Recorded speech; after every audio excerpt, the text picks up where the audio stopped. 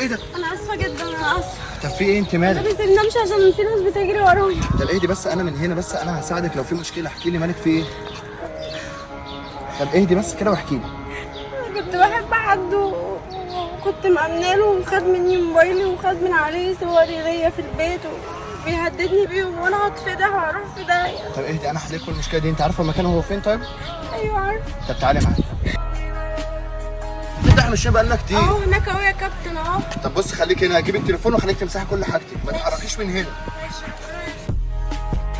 يا قلبي ما تقولي انت لابسه ايه دلوقتي؟ بقول لك يا صاحبي. صاحبك؟ هو انت عندك اخوات بنات؟ هيفرق معاك في ايه ان شاء الله؟ افرق معايا ان كمان تدين تدان، وربنا شايفك على اللي انت بتعمله.